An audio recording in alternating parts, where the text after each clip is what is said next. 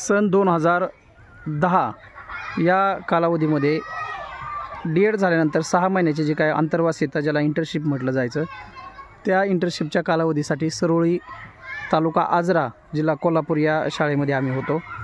आणि त्यावेळी ही जी शाळा आहे या शाळेचे मुख्याध्यापक जाधव सरे होते. सुदैवाने ते आज नाहीत. मी त्यांना भावपूर्ण आदरांजली अर्पण करतो. या शाळेमध्ये आज आम्ही भेट देण्यासाठी आलेलो आहोत. 13-14 वर्षाच्या कालावधीनंतर या शाळेमध्ये आल्यावर एक खूप छानसा उपक्रम आज पाहायला मिळाला. आणि खरं तर जुन्या सगळ्या आठवणी ताज्या झाल्या. त्यावेळी असलेले एन.वाय. पाटील सर, देशपांडे सर, त्याच्यानंतर बारदेसकर सर, देशपांडे सर आणि एन.वाय. पाटील, आणखी तुकाराम पाटील सर, बागडी सर, ही सगळी शिक्षक मंडळी आम्हाला त्यावेळी आमच्यासोबत होती. आणि मी आणि हांडे म्हणून आमचे सहकारी मित्र होते. आम्ही दोघंजण इंटर्नशिपचा कालावधी केला. त्यावेळी या शाळेमध्ये छोटे छोटे उपक्रम राबवत होतो आम्ही. तिथं आम्ही त्यावेळेस खेळाचं ग्राउंड केलं होतं. खो खोमध्ये चांगली टीम आम्ही तयार केली होती, कबड्डीची आणि खो खोची. 3-4 वेगवेगळ्या पद्धतीमध्ये शाळेला चांगल्या पद्धतीची बक्षिसं खेळ प्रकारामध्ये गायनामध्ये आम्ही शाळेला मिळवली. आज आपण आलेलो आहोत. हा उपक्रम आज वेगळाच उपक्रम आपल्याला पाहायला मिळतो. आणि विशेष म्हणजे जिल्हा परिषदेने आव्हान केलं आणि त्याची प्रत्यक्ष कृती अंमलबजावणी ही सगळी इथल्या गुरुजनांनी केलेली आहे. ही परसबाग नावाची जी काही संकल्पना आहे, म्हणजे आत्ता सध्या चॅलेंजिंग काय आहे सध्या प्रत्येकाच्या आयुष्यात, तर मला वाटतं आरोग्य मेंटेन करणं ही साधी सोपी गोष्ट नाही. आणि सगळं आरोग्य हे आहारावरती अवलंबून आहे. आहारामध्ये विषयुक्त भाजीपाला सगळा वेगवेगळ्या माध्यमातून जातो. आणि हा विषयुक्त भाजीपाला माणसाच्या शरीराची पूर्णपणे वाताहत करत असतो. वेगवेगळे आजार होण्याचं सगळ्यात महत्त्वाचं कारण म्हणजे आहार आहे. आहारामध्ये असा सात्विक आणि विदाऊट केमिकलचा भाजीपाला असावा यासाठी कोल्हापूर जिल्हा परिषदेने हा उपक्रम सुरू केलेला आहे. या उपक्रमाची माहिती या शाळेचे जे शिक्षक आहेत ते आदरणीय सरांकडून आपण घेऊया. सर आपल्यासोबत आहे. सरांना विनंती आहे त्यांनी या भाजीपाल्याचा जो काही उपक्रम शाळेमध्ये राबवलेला आहे त्याची आम्हाला माहिती द्यावी. सरांचं पहिल्यांदा या शाळेमध्ये स्वागत आहे. कारण इतक्या दुरून अहमदनगरहून त्यांच्या जुन्या आठवणी जागृत करण्यासाठी सर इथं आलेले आहेत. योगायोगानं आज त्यांची या शाळेला भेट झाली. आम्हाला त्याबद्दल खूप आनंद होतो आहे. आणि जिल्हा परिषद कोल्हापूर मार्फत परसबाग हा उपक्रम राबवला जातो आहे. प्रधानमंत्री पोषण अभियानाअंतर्गत हा उपक्रम केला जातो आहे. या दोन्ही या योजनेअंतर्गत वेलवर्गीय भाजीपाल्यांची लागवड आणि इकडं या जागेमध्ये जो पाहतो आहे आपण तो पालेभाज्या आणि फळभाज्यांची लागवड, अशा सगळ्याच प्रकारच्या भाजींचं आपण या परसबागेमध्ये नियोजन केलेलं आहे. मुलांच्या आहारामध्ये या दररोजच्या माध्यान्ह आहारामध्ये या भाज्यांचा वापर आम्ही नियमित करत असतो. यामध्ये पडवळ आहे, कारली आहे, दोडका आहे, दुधी भोपळा आहे, यासारख्या वेलवर्गीय भाज्या तर आहेतच. त्याचबरोबर वांगी आहेत, त्याचबरोबर बीट आहे, भेंडी आहे, गवार आहे, टोमॅटो आहे, कोबी आहे, फ्लॉवर आहे, मेथी आहे, मुळा आहे, पालक आहे, लाल भाजी आहे. अशा सगळ्या प्रकारच्या भाज्या आमच्या या शाळेनं या परसबागेमध्ये लावलेल्या आहे. विशेष म्हणजे नुसत्या लावलेल्या नाहीत तर दररोजच्या दैनंदिन आहारामध्ये याचा वापर केला जातो आहे.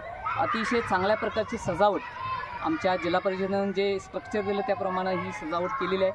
सभोवताली अधिक आमच्या कल्पनेतून याच्यामध्ये काही भर घालून ही परसबाग आम्ही सजवलेली आहे. आणि या परसबागेचा वापर आपल्या मुलांच्यासाठी अतिशय चांगल्या प्रकारे होतो याचा आम्हाला खूप आनंद आहे. धन्यवाद.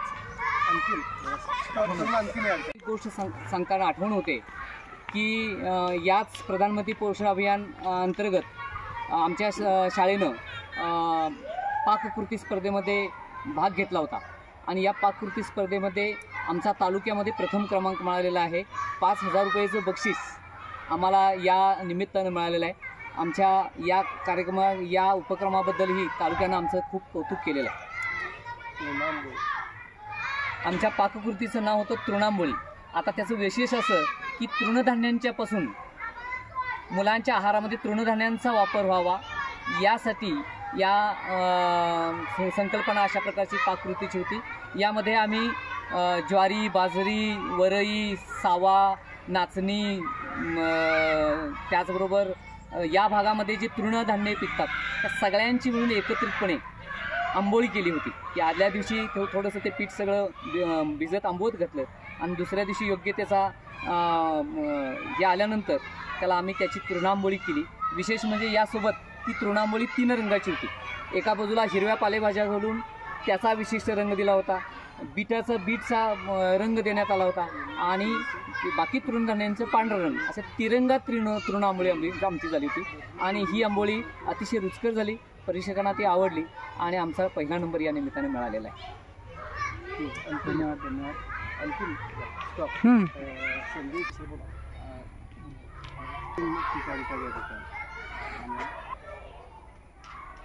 तत्कालीन मुख्य कार्यकारी अधिकारी माननीय संजय सिंह चव्हाण साहेब यांच्या संकल्पनेतून वेलवर्गीय भाजीपाल्यांचं लागवड करायचं नियोजन होतं.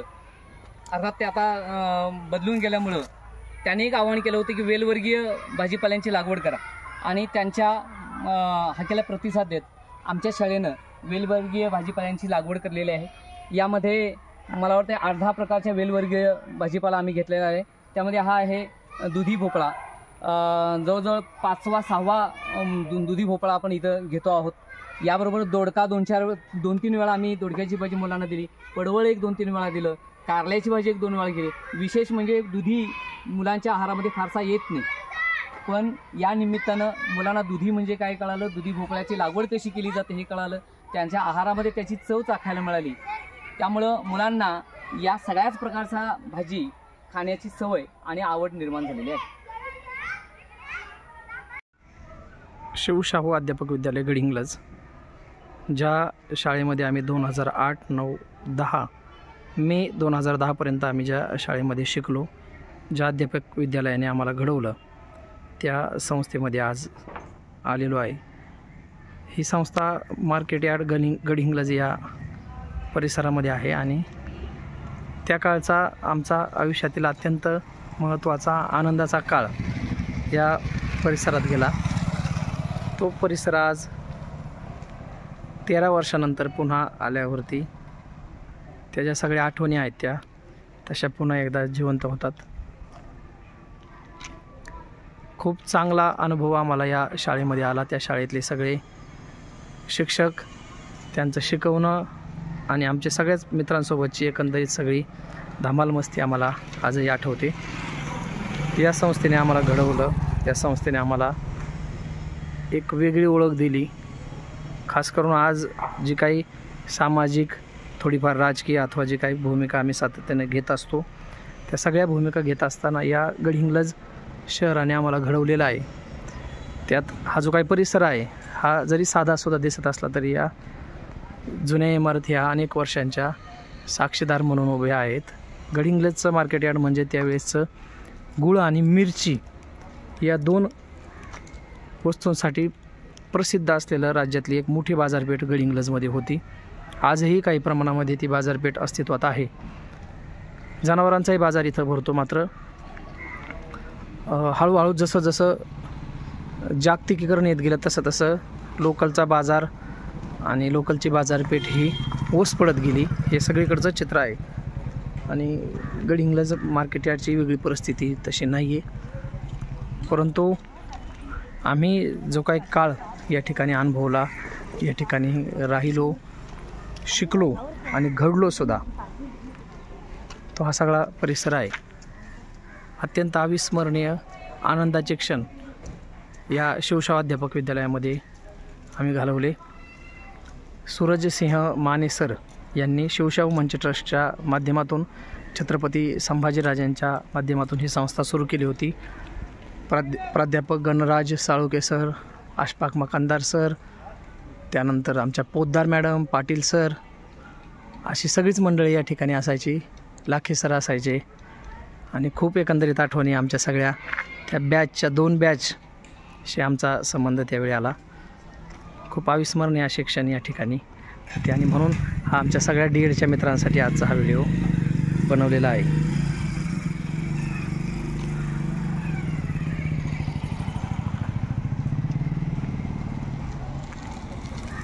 आता ही संस्था एका खाजगी संस्थेला, एका पब्लिक स्कूलला ही इमारत चालवायला दिलेली आहे. काळाच्या ओघात डीएडच्या शाळेंची संख्या वाढत गेली, डीएड कॉलेजेस वाढले, परिणामी महाराष्ट्रातल्या जागा कमी झाल्या. शिक्षक भरती 2010 नंतर अजूनही होऊ शकलेली नाही, त्यामुळे डीएडचे कॉलेज कालांतराने बंद झाले.